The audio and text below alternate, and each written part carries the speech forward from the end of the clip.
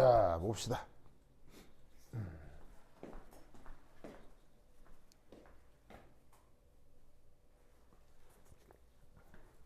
앞서까지 아주 강조했던 사실 중에 하나가 3D 전자배치는 몇 주기에서?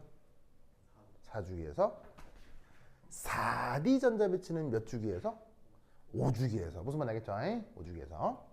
그러면 이제 드디어 돌아 6주기까지 왔다고 치자. 6주기까지. 그럼 이 6주기에서 뭘 한번 생각해 볼 거냐면 짜자자잔 싸움 원리. 자, 싸움 원리 영어로? 싸움 원리 영어로? 그렇지. 빌딩업이라고 했었죠.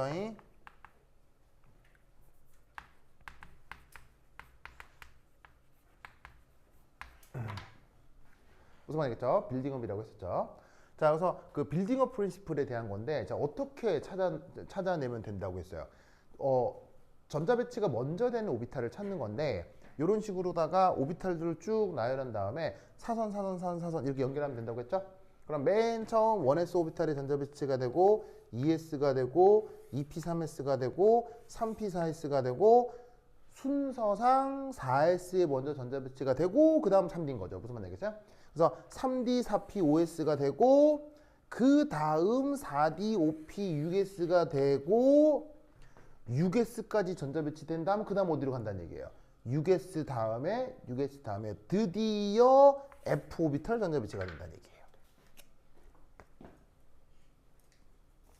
무슨 말 알겠죠? 그리고 그 다음 5D, 6P. 뭔 말 알겠죠? 그래서 지금 얘기하려고 하는 거는 자 6s 오비탈의 전자가 배치가 됐다는 얘기는 이미 몇 주기라는 얘기예요. 6s 오비탈의 전자 배치가 됐다는 게 몇 주기라는 얘기예요. 6주기라는 얘기라고 아시겠어요?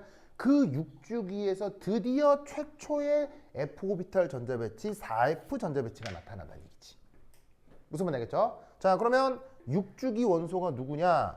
6주기 원소가 바로 55번하고 56번이 바로 처음 6주기 시작이 되는 거란 말이야. 무슨 말 알겠어요? 그러면 55번, 56번 다음에 몇 번이야? 55번, 56번 다음에 몇 번이야? 57번이지, 57번. 무슨 말 알겠어요? 57번. 그러면 그 57번이면은 전자가 몇 개 있는 거예요? 57번이면 전자가 몇 개가 있는 거야? 당연히 그 전자가 57개가 있는 거 아니야, 그지? 57개. 그러면 그 57개의 전자를 바닥 상태로 전자 배치해보자, 이런 말이에요.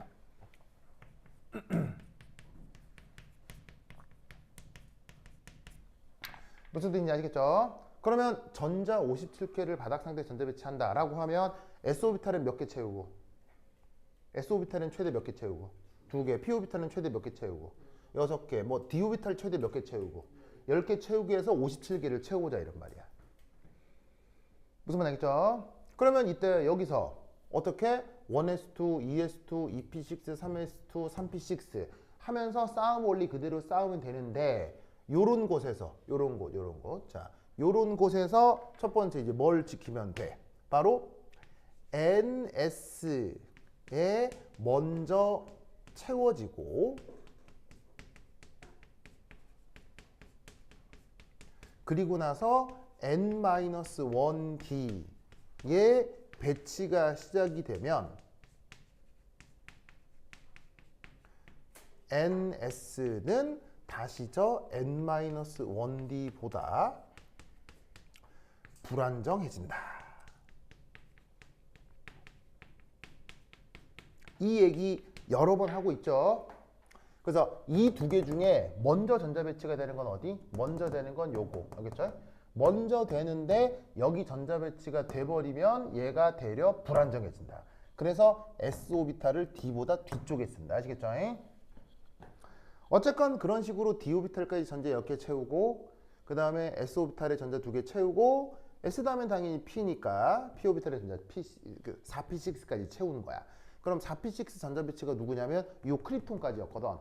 보이시죠? 요 크립톤까지 전자 배치가 된 다음 그 다음 어디로 가느냐? 크립톤까지 된 다음 다시 4D하고 5S 이 4D하고 OS 관계 속에서도 어디에 전자 먼저 채워진다? 어디에 전자 먼저 채워진다? 마찬가지 원리로 OS에 먼저 채워진다고. OS에 먼저 채워지지만 d 오비탈의 전자 배치가 되면 OS가 불안정해진다고. 그래서 4p6 한 다음에 OS1, OS2 맞는데 4d1 되면서 OS가 더 불안정해지니까 전자 배치 쓸 때는 4d10 OS2라고 쓰는 거라고. 아시겠죠? 그런 식으로 6p6까지 있었어. 자, 6p6까지 전자 배치됐다. 어떤 원소 얘기하는 거야? 6p6까지 전자 배치됐다. 어떤 원소 얘기하는 거야? 6p6까지 전자 배치됐다. 누구 얘기하는 거야? 6p6까지 전자 배치됐다. 어떤 원소 얘기하는 거야? 6p6. 아니, 바보 같은 놈. 5p6 무슨 말이겠어요? 6p6는 라도근이 맞죠? 바보 같은 놈. 자, 5p6 어떤 원소 얘기하는 거야? 5p6 바로 진온 알겠어요? 거기서까지 채우면 요까지가 지금 54번이란 말이야. 알겠죠? 54번. 그리고 나면 57이면 전자가 몇 개가 더 있는 거야? 몇 개가 더 있는 거야? 바로 3개가 더 있는 거지. 무슨 말인지 알겠어요? 그 나머지 3개가 5p까지 채워졌으니까 그 다음 어디로 들어가는 거야? 5p까지 채워졌으니까 6s로 들어가는 거지. 알겠죠? 그래서 5p까지 채워진 다음 6s로 들어가는 거지. 그런데 6s 전자 배치가 되고 나면 그 다음 또 어디로 들어가는 거야? 4f 전자 배치 되는데 여기서도 마찬가지로 이렇게 되는 거야. ns에 먼저 채워집니다. 그리고 n-2f에 나중 전자 배치가 되면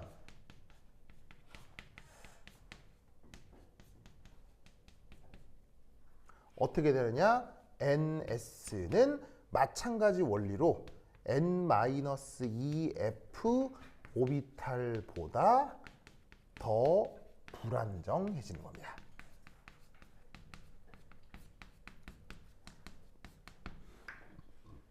무슨 말인지 알겠죠? 그래서 어떻게 돼? 54번에 6p 전자 배치가 6p래 자꾸 54번에 5p6 전자 배치가 되면 그 다음 6s 전자 배치가 되고 6s 전자 배치에 1, 2까지 다 채워지고 나면 드디어 4f 오비탈의 전자 배치가 시작이 되는데 4f 오비탈의 전자 배치가 되면 아까 d와 s 관계처럼 f 오비탈 역시 가림 효과가 나타나게 되고 그 가림 효과 덕에 s 오비탈이 불안정해진다. 무슨 말 알겠죠? 그래서 어떻게 된다? 4f의 전자 배치가 되면 6s가 불안해져서 6s를 가장 오른쪽에 쓰게 되는 거지. 무슨 말 알겠어요? 그러면 여기서 이 전자 배치 속에서 주양자수 제일 큰 게 누구예요? 이 전자 배치 속에서 주양자수 제일 큰 게 누구예요? 6이 되겠죠? 이게 주양자수 제일 크겠죠? 주양자수 제일 큰 오비탈을 뭐라고 불렀죠? 밸런스라고 했었죠. 그래서 4F의 전자 배치가 되면 걔는 몇 주기 원소인 거예요?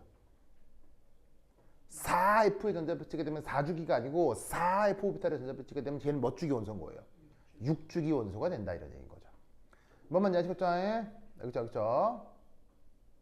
그래서 저기 주어져 있는 여기에 전자 배치가 어떻게 생각하면 되느냐? 바로 4F1 6s2 4f2 6s2 이런 식으로 전자 배치가 쭉 이루어진다 이런 말이에요. 아시겠죠? 그러면 그 다음은 4f3 6s2 무슨 말 알겠죠? 알겠죠? 그러면 f 오비탈에는 최대 전자가 몇 개까지 채워지죠? f 오비탈에는 최대 전자가 몇 개까지 채워지죠? f 오비탈에는 전자가 최대 몇 개까지 채워지죠?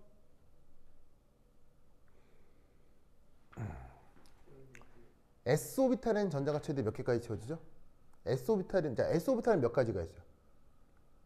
s 오비탈은 몇 가지가 있어요? 한 가지가 있죠. 그래서 전자가 최대 몇 개까지 채워져요? 2개까지 채워지죠. p 오비탈은 몇 가지가 있죠? p 오비탈은 px, py, pz 세 가지가 있잖아. 그럼 p 오비탈에는 전자가 최대 몇 개까지 채워져? 3 곱하기 2에서 6개. d 오비탈은 몇 가지가 있죠? 5가지가 있잖아. 5개가 있으니까 최대 전자가 5 곱하기 2에서 10개까지. 그 다음 d 오비탈은 몇 개가 있죠? 이게 f 오비탈은 몇 개가 있죠? f 오비탈은 7개가 있잖아. 그러니까 1, 3, 5, 7 순서대로 오비탈 개수가 있는 거라고. 1, 3, 5, 7. 그러면 f 오비탈에는 7개가 있는데 한 오비탈당 전자가 몇 개씩 들어가? 2개씩 들어가지. 그럼 7 곱하기 2 하면 전자가 최대 몇 개까지 들어간다는 얘기야? 14개까지 들어간다고. 무슨 말인지 알겠어요? 그래서 이때 F1부터 1, 2, 3 쭉쭉쭉쭉 해서 4F12 6S2 4F13 6S2 4F14 6S2까지. 무슨 말 되겠어요? 몇 칸 나타나겠어요? 몇 칸 나타나겠어요? 몇 칸 나타나겠어요? 14칸이 나타난다 이런 말이에요. 무슨 말 되겠죠? 14칸이 나타납니다. 자, S블록은 몇 칸? S블록은 2칸. 그 다음에 D블록은 몇 칸? 10칸. P블록 몇 칸? 6칸. 그런데 이때 요 F블록은 14칸이 나타나게 된다. 이런 말이에요. 무슨 말 알겠죠? 그래서 이런 식으로 구성되는 것이 바로 이제 바로 뭐냐면은 뭐냐면 주기율표의 구성이 된다. 이런 말이지. 알겠죠? 알겠죠? 자, 여기까지 썼어요? 여기까지 썼죠? 여기까지 썼죠? 썼죠?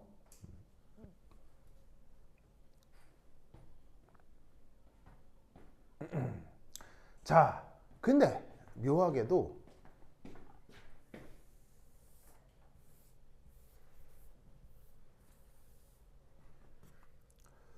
요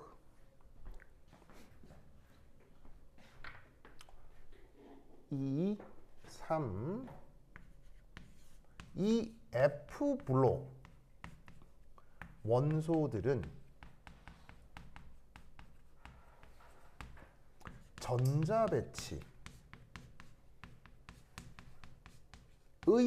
예외성이 아주 큽니다. 상상도 못할 생뚱맞은 전자 배치가 불규칙적으로 나타납니다. 그래서 예를 들자면 방금 얘기한 57번 원소. 자, 57번 원소니까 전자가 몇 개가 있는 거예요? 57개 있는 거잖아요. 걔를 뭐라고 부르냐면 란타넘이라고 합니다. 란타넘이라고 해요. 그래서 얘 이름이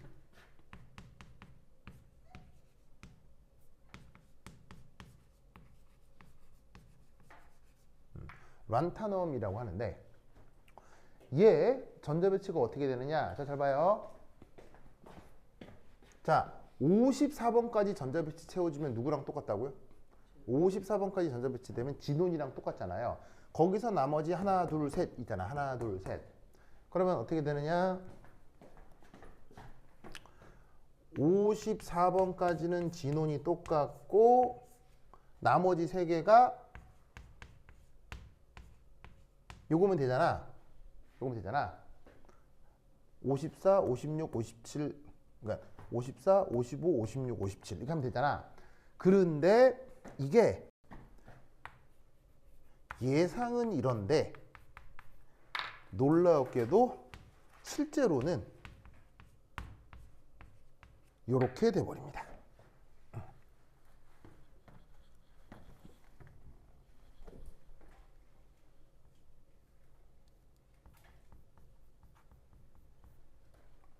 실제로는 저렇게 됩니다.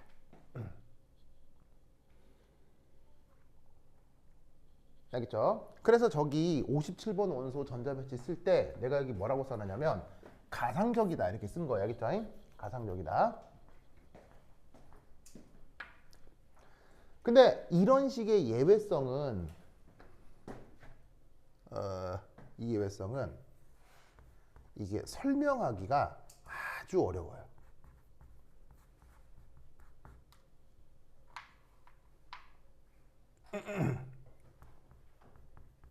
그래서 이 전자배치 예외성을 우리가 어디서 그 맨 처음 봤었냐면 크로미움하고 구리에서 봤었잖아요.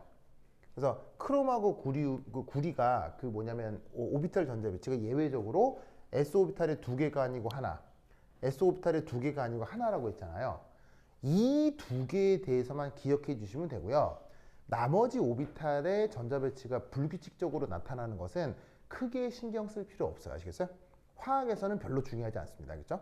그래서 화학적 관점에서 화학시험 문제에서 오비탈 전자배치의 예외성은 크롬하고 구리만 생각하시면 되고, 저는 란타넘에서 왜 저렇게 다른 전자배치가 나타나느냐에 대해서는 이때부터는 더 이상 화학의 질문이 아니에요.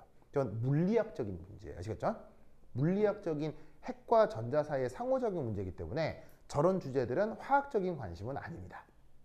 알겠죠? 그래서 그냥 저런 예외성이 F블록에서 더더욱 크게 나타난다 정도만 알아두시면 돼요. 아시겠죠? 알겠죠? 그래서 자, 그러면 여기 써놓은 4F1은 어떻게 표기한 거란 얘기겠어요? 이 57번에 대해서 얘가 뭐가 나타난다면 규칙적이라면, 아시겠죠? 이런 전자배치가 나타나는 거고, 실제로는 OD1 전자배치인데 우리는 지금 여기서 예외성을 다 설명하기는 어렵잖아요. 그러니까 규칙적 상황에서 전자배치가 4F1부터 4F14까지를 F블록에 표시한 것이다 라고 생각하면 된다, 이런 말이에요. 뭐만 알겠죠? 알겠죠? 그거 말고도 요 중간중간에 많이 끼어 들어가 있어요. 알겠죠? 그래서 이제 실제로 나타나는 전자배치를 보면 이거 F블록에 있는 란탄인데 왜 F오비탈에 전자가 안 차? 이런 게 있는데, 이런 예외성이 나지만 그것에 대해서 크게 뭐냐면 고민하실 필요는 없다, 이런 얘기입니다. 알겠죠? 됐죠? 자, 됐습니까? 됐죠? 자, 그런 식으로다가 57번부터 해가지고 57, 58, 59 하면 이건 몇 번이야? 이건 몇 번이지? 자, 봐. 여기다가 14 더하면 얼마야? 14 더하면 0. 70번인가? 예, 70번 맞아요? 저기 56 더하기 14 하면 70 맞나? 70 맞겠지? 응. 아이고, 막 더하기가 어렵네. 70. 70. 맞아. 이터비움이라고 한 녀석입니다. 70번 맞아요. 원소 기호로는 YB라고 하는 녀석입니다. 이름이 이터비움인데 뭐 여하튼.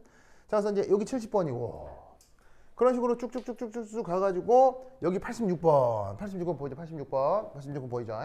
그러면 86번 다음에 그럼 86번 전자배치는 6P6 쓸 거고요. 그럼 86번 다음엔 몇 번이겠어요? 여기가 87번, 88번. 됐죠? 그럼 87번, 88번 전자배치는 7S1, 7S2. 됐죠? 7S1, 7S2. 그리고 89번은 만약에 전자배치가 규칙적이라면 89번 전자배치는 랍이 어떻게 되겠어요? 그렇지. 바로 5F1 7S2가 돼야 될 거다. 이런 말이에요. 무슨 말 알겠죠? 왜냐하면 주기율표는 기본적으로 같은 족이면 전자배치가 같아야 된다고 했죠. 예외성이 나타나지 않으면. 그러면 요 F블록의 첫 번째가 F1S2니까 여기도 F1S2가 되고 뭐만 달라지면 되겠어요? 주양계수만 달라지면 되겠죠. 그래서 4, 6, 2, 5, 7이면 된다. 이런 말이에요. 무슨 말 알겠죠? 그래서 이때 아까도 강조했던 거 3D 전자배치는 몇 주기? 4주기. 4D 전자배치는 몇 주기? 5주기. 4F 전자배치는 몇 주기? 6주기. 5F 전자배치는 몇 주기? 7주기. 알겠죠? 7주기. 요렇게 구성된 것이 오비탈이다. 됐죠? 됐죠? 자, 쓰세요. 자, 빨리 쓰세요. 됐죠? 그 다음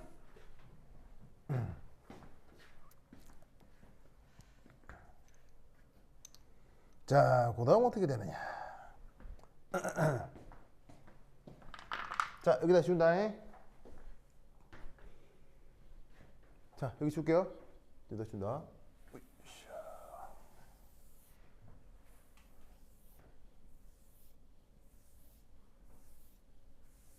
자, 그러면 4에 3, 4. 네 번째. 근데 놀라웠게도 요 F 블록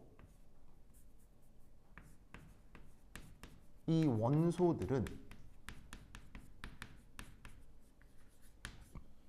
놀랍게도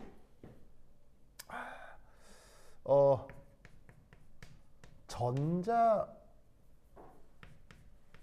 배치에 별 관계 없이 그 화학 반응성이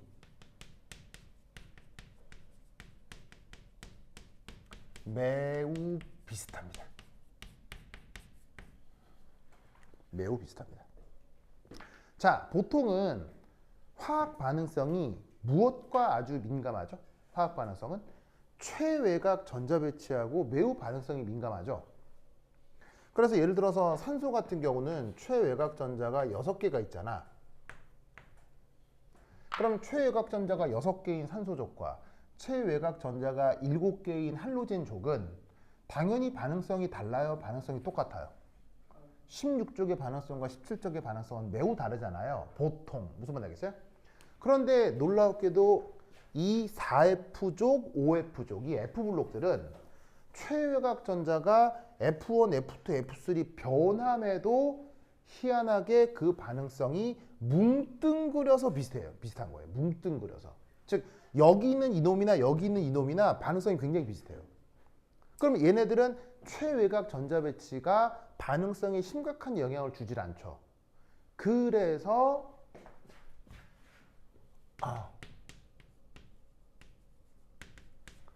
패밀리 넘버링이 없는 거예요.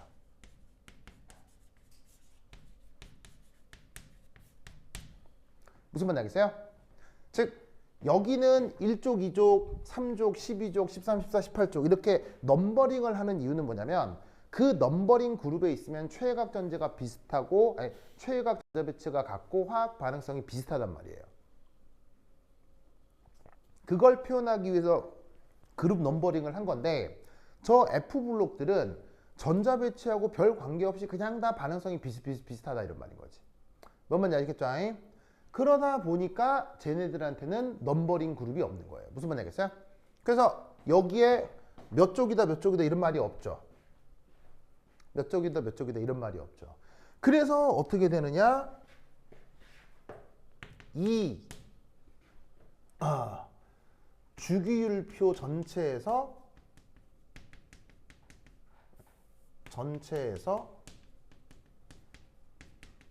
저 F 블록을 분리해서 표현합니다.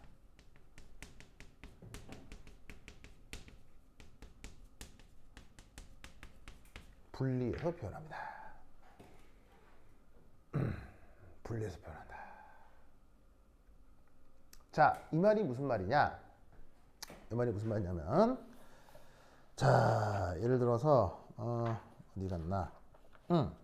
자, 지금 내가 여기 그려놓은 이 그림 있죠? 이 그림. 요거와 교재 32페이지에 보시면 교재 32페이지 찾았어요? 교재 32페이지. 교재 32페이지 찾았습니까? 32페이지에 보면 그림 25라고 해서 장주기형 주기율표라고 있는데 찾았습니까? 교재 32페이지에 그림 25 장주기형 주기율표 보이시죠? 그러면 이때 그 주기율표를 보면 생김이 이렇게 나와 있을 건데 요 장주기형 주기율표와 저 칠판에 그려진 그림이 완전히 같아요? 조금 달라요? 완전히 같아요? 조금 달라요? 조금 다르죠? 어떻게 하느냐? 바로 이렇게 하는 겁니다. 여기에 있는 이 F블록 있죠? F블록 57번부터 70번 그리고 89번부터 자, 14 더하면 어떻게 돼? 88 더하기 13은 얼마야? 102에 102. 요 102. 102. 그러니까 요 14개, 요 14개, 총 28개를 따로 분리하는 거예요. 따로 분리해서 요 S블록하고 요 D블록을 붙여. 무슨 말 알겠어요? 그렇게 표현된 게 바로 32페이지에 있는 그림 25 장주기형 주기율표가 되는 거야. 무슨 말 알겠죠? 알겠죠? 즉 원리적으로는 주기율표가 이거라고. 알겠어요? 원리적으로는 이거라고. 그런데 사실 보세요. 만약에 주기율표가 이거라고 하면, 만약에 이 주기율표가 이거라고 하면 제일 곤란해할 사람들이 누구겠어요? 진짜 주기율표를 진짜 이렇게 계속 표현한다 라고 하면 가장 곤란해할 사람들이 누구겠어요? 이거 이제 이런 생각도 잘 안 하는데, 이게 사실은 그 인류 학문 발전에 이 사람들의 영향이 많이 있습니다. 이 사람들 때문에 학문이 조금 좀 학문의 표현 방식이 좀 달라져. 이 사람들 때문에. 자, 봐봐요. 주기율표를 진짜 고지고대로 고지고대로 원리적으로 이렇게 표현한다고 하면 제일 곤란할 사람들이 누구겠어요? 주기율표를 고지고대로 이렇게 표현한다고 제일 곤란할 사람들. 바로 출판업자들이요. 출판업자. 무슨 말인지 모르겠어요? 출판업자? 자, 잘 봐. 이거를 표현하기 위해서 나도 지금 교재에 주기율표를 어떻게 표현했냐고. 이렇게 편집을 하다가 어쩔 수 없이 지금 주기율표를, 자, 편집이 이렇게 되다가 갑자기 편집을 이렇게 했잖아. 무슨 말인지 알겠어요? 너무 기니까 이런 책에 표기하기가 편해졌어, 불편해졌어? 매우 불편해지는 거라고. 그러면 요즘은 인쇄 기술이나 편집 기술이 많이 발전했잖아요. 근데 여러분 100년 전만 하더라도 인쇄나 편집 기술이 이게 굉장히 발전했겠어요? 아주 난감한 경우도 많았겠어요? 굉장히 난감한 게 많았겠죠. 여러분 100년 전만 해도요. 100년 전만 해도 책 인쇄할 때 뭐가 인쇄가 안 됐게요? 활자로 인쇄가 뭐가 안 됐게요? 위첨자, 아래첨자가 이게 인쇄가 안 됐었어요. 100년 전만 하더라도. 그래서 수학에 있는 표현이 뭐예요? 수학에 있는 표현. 혹시 이 표현 알아요? y는 EXPX. 이 표현 알아요? 이거 알아요? 이 뭐냐면 y 콜 EX. E가 지수함수잖아요. 지수를 영어로 뭐라고 해요? 지수를 영어로 exponent라고 해요. 무슨 말인지 알겠습니까? 그래서 얘를 다시 표현하는 게 이거예요. 왜 이런 표현이 있냐면 100년 전에는 위첨자를 인쇄 기술로 표시하는 기술이 없었어요. 그러니까 학자들이 이렇게 표현하고 나면 출판업자들이 원고를 다시 들고 오는 거지. 교수님, 이게 우리 기계가 이게 안 돼서 좀 다른 표현으로 바꿔주시면 안 됩니까? 해서 교수들이 알겠습니다. 이렇게 바꾸는 거야. 무슨 말인지 알겠어요? 그러니까 어떻게 되겠어? 주기율표 이렇게 표현해버리면 인쇄업자, 100년 전 인쇄업자들이 곤란했을 거 아니야. 그런 편의적 목적에서라도 이 F블록을 어떻게 하자? 분리하자 이런 말이에요. 무슨 말인지 알겠어요? 그래서 만들어진 게 현대의 장주기형 주기율표인 거예요. 무슨 말인지 알겠어요? 그리고 그럴 충분한 명분이 되는 건 놀라웠게도 얘네들은 전자배치와 무관하게 화학 반응성이 몽땅 어떻다고요? 화학 반응성이 몽땅 어떻다고요? 굉장히 비슷하더라 이런 얘기지. 무슨 말인지 알겠죠? 그래서 이때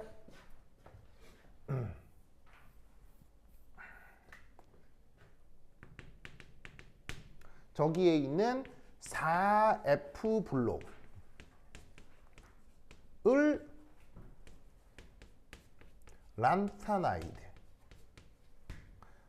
5F 블록을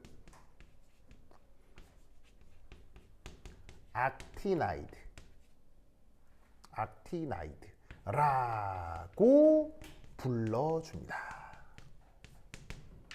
그래서 란타나이드를 우리말로 어떻게 번역하냐면 란탄족,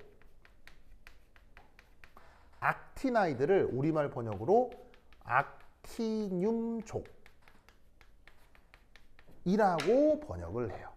무슨 말인지 알겠죠? 란타나이드의 란탄은 어디서 온 말이냐면 바로 57번 원소 이름이에요. 57번 원소 이름이 누구라고요? 란타넘이라고 한다고 했죠. 그래서 57번 란탄부터 시작하기 때문에 57번부터 70번까지를 란타넘족이라고 얘기를 하는 거고, 89번 원소가 얘 이름이 악티나이드예요. 아니 그러니까 악티늄이에요. 악티늄.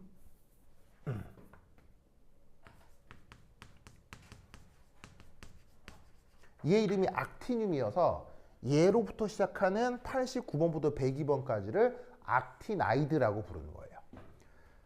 알겠죠? 그래서 이렇게 주기율표가 만들어진 것이다. 하지만 화학과에서 박사과정을 할 때까지 란타넘과 악티나이드에 대한 공부를 전혀 하지 않는 화학과 졸업생들이 대부분입니다. 즉 화학과 졸업할 때까지 원소 기호만 알지 얘네들의 반응성에 대해서 대부분 아무도 공부하지 않습니다. 알겠어요? 그래서 화학과에서도 아주 극소수의 사람들만 이 부분들을 연구하기 때문에 여러분들 입장에서는 얘네들의 케미스트리에 대해선 그렇게 심각하게 고민할 필요가 없습니다. 알겠죠? 주기율표상 이렇게 구성되어 있다.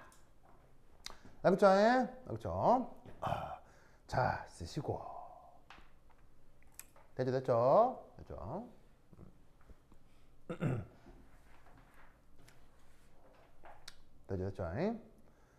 다음.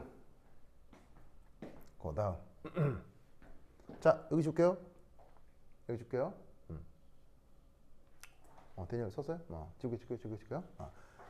지우자. 쓱. 그 다음 5는 이 주기율표에 또 하나의 터치를 합니다. 어떤 터치를 하냐면 원소들의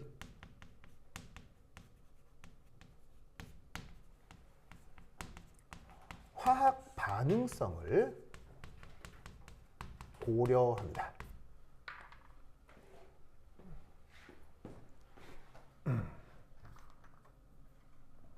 원소들의 화학 반응성을 고려합니다.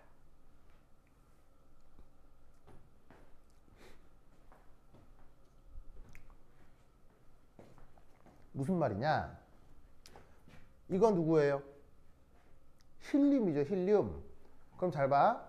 힐륨은 그냥 순수 전자배치로만 따지면, 자 봐.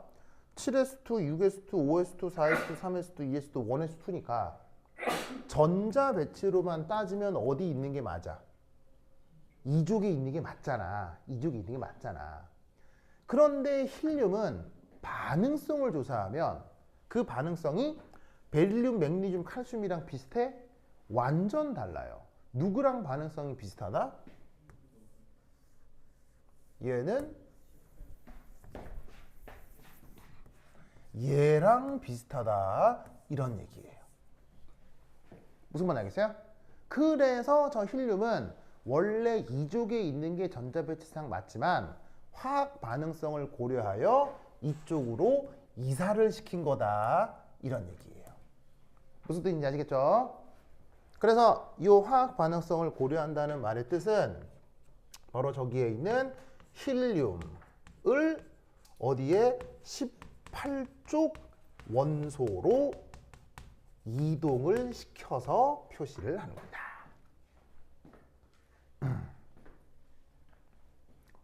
뭔 뜻인지 아시겠죠? 그렇죠? 이 논리를 꼭꼭 기억해 두시기 바랍니다. 오케이, 됐다. 됐죠?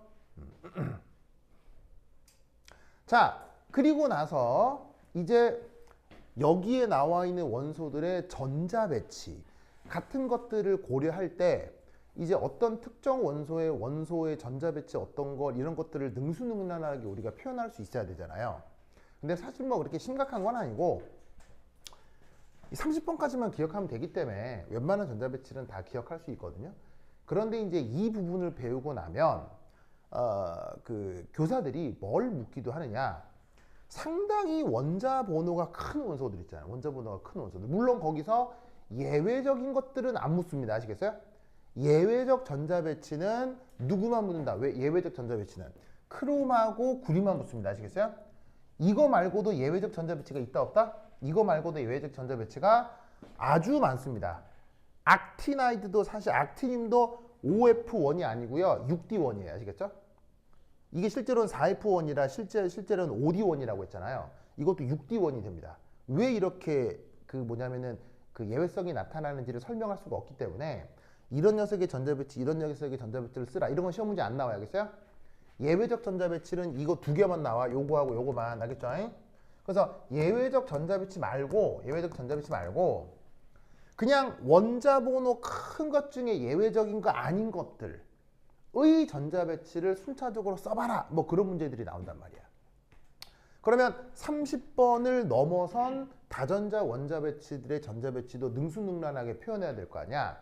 그래서 강조하고 싶은 건 바로 뭐다? 18쪽 원소들의 전자배치. 요거에 주목해야 됩니다.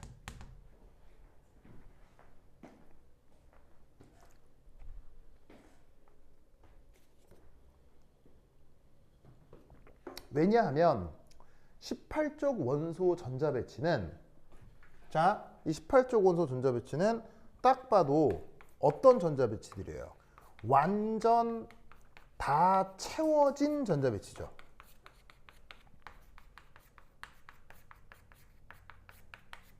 맞습니까? 완전히 다 채워진 전자배치잖아. 그러면 18쪽을 기준으로 예를 들어서 어떤 원소의 전자배치를 찾아라 라고 하면 어떻게 생각하면 되겠어요? 바로 18쪽 원소 전자배치를 기준으로 거기서 전자를 몇 개 떼어내는 거예요. 무슨 말인지 알겠어요? 혹은 18쪽 원소 전자배치를 기준으로 거기서 전자 몇 개를 더 추가하는 거예요. 뭔 말인지 알겠어요? 그러니까 18쪽 원소 전자배치를 명확하게 하고 나서 다른 원소들의 전자배치를 찾을 때 거기서 몇 개 더 넣으면 되고 거기서 몇 개 더 빼주면 된다는 얘기인 거예요. 뭔 말인지 알겠어요? 그래서 이 전체를 기억할 게 아니라 여기에 있는 이 18쪽 원소의 전자배치들을 차근차근 기억해 두면 된다 이런 말이에요. 그리고 이 18쪽 원소 전자배치들은 예외가 있을까 예외 없을까?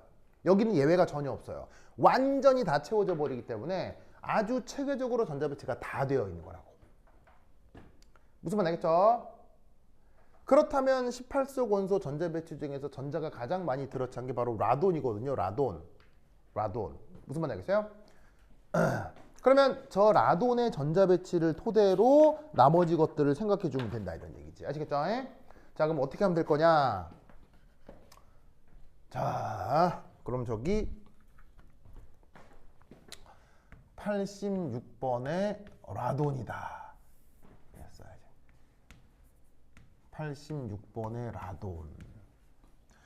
18쪽 원소 전자배치 주목하라고 했는데 86번 라돈은 그 전자배치가 지논, 크립톤, 알곤, 니온을 다 포함한다고. 무슨 말인지 알겠어요?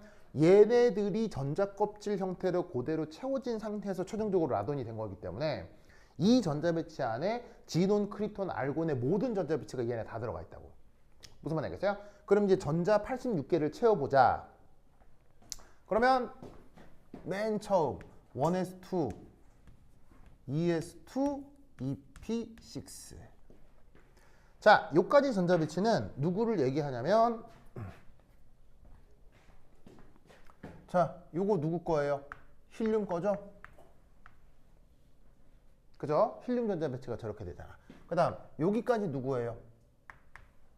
니온이잖아. 맞죠? 그 다음 3s2, 3p6 요까지가 18번의 알곤이라고. 됐죠? 그리고 나서 36번의 지논 전자, 아니 36번의 크립톤 전자 배치를 할 때 이때 어떻게 되느냐? 잘 봐요. 요까지 딱 전자 배치가 된 다음 3p 다음에 원래는 4s 전자 배치가 먼저 돼야 되잖아. 근데 4s 전자 배치 되고 나서 그 다음 3d 전자 배치가 돼버리면 4s는 더 이상 안정하지 못하고 불안정해지지. 그래서 전자 배치 쓸 때 3d를 먼저 4s를 뒤에 쓰라고 했지. 그러면 d 오비탈의 전자가 다 채워지면 몇 개까지 들어가? 10개까지 들어간다고. 그 다음 4s2 다음에 뭐야? s 다음에는 p 오비탈이지. 알겠죠? 그러면 여기까지가 누가 되는 거야? 여기까지가 36번의 크립톤이 되는 거라고. 무슨 말 알겠죠? 자, 그러면 4p 오비탈의 전자 배치되고 나면 그 다음 어디 채워져? 바로 5s 오비탈의 전자 배치가 될 거 아니야. 그럼 5s의 전자가 1개, 2개 해서 5s2까지 채워지고 나면 그 다음 어디에 들어가야 돼? 4d 오비탈에 또 전자가 들어가야지. 무슨 말 알겠죠? 그러면 4d 오비탈의 전자가 다 들어가고 나면 4d 오비탈의 전자가 채워져 버리고 나면 그때부터는 OS가 불안정하니까 OS를 4d보다 오른쪽에 쓰면 되는 거야. 그리고 OS의 전자 배치가 끝났어. 그럼 OP6겠지. 됐죠? OP6겠지. 그러면 요까지 전자 배치가 된 게 누구야? 이게 54번의 진원이 된다고. 그래서 기존 알고 있었던 비활성 기체들의 전자 배치가 다 어디 들어가? 라돈에 다 들어간단 말이야. 그러니까 전자 배치 연습을 할 때 요 라돈의 전자 배치를 쭉 연습을 하란 말이야. 그러면 라돈의 전자 배치를 외우고 그 라돈 전자 배치에서 다른 원소의 전자 배치는 여기서 전자를 더 추가하거나 더 빼버리거나 무슨 말인지 알겠어요? 그렇게 전자 배치를 찾으면 된다. 자, 그러면 이제 54번에서 나머지 전자 더 채워보자. 그럼 어떻게 된다? OS2, OP6 하면 드디어 어디에 전자 배치가 되는 거야? 바로 6s2의 전자 배치가 된다고. 무슨 말 알겠죠? 그래서 5주기까지 끝났고 6주기의 전자 배치가 돼야 되니까 6s2가 돼야 되잖아. 근데 6주기의 전자 배치가 돼버리면 그 다음 어떤 일이 벌어져? 6주기 다음 어디 전자 배치가 돼야 돼? 4f 오비탈의 전자 배치가 된다고. 4f 오비탈의 전자 배치가 된다고. 무슨 말 알겠어요? 자, 4f 오비탈에는 전자가 최대 몇 개까지? 14개까지 들어간단 말이야. 그리고 4f하고 6s 중에 어디에 먼저 전자 배치가 되지? 6s에 먼저 전자 배치가 돼. 그런데 F의 전자 배치가 되면 6s가 불안정해지기 때문에 6s를 오른쪽에 쓰는 거라고. 아시겠죠? 그러면 4F14, 6s2 요까지가 누구냐? 요 놈이라고. 4F14, 6s2 알겠어요? 4F14, 6s2 이게 이터비움 여기까지가 70번이란 말이야. 무슨 말 알겠어요? 그럼 70번 다음에 몇 번이야? 71번이지. 71번. 그럼 잘 봐. 라비아 3D1 4s2지. 그런데 얘는 뭐가 됐어? 4D1 5s2지. 같은 족에서는 전자 배치가 어떻게 돼야 돼? 같아야 되지. D1S2, D1S2. 알겠죠? 그럼 71번도 뭐가 돼야 되겠어? 71번도. 마찬가지로 D1S2가 돼야 되잖아. 근데 뭐만 바뀌어야 돼? 3, 4, 4, 5가 5, 6이 돼야 되겠지. 그래서 71번부터 무슨 오비탈의 전자 배치가 돼? OD1 전자 배치가 된단 말이야. 그럼 그 OD1 전자 배치는 여기서 1이 들어갑니다. OD 전자 배치가 이쪽으로 들어갑니다. 아이고 OD.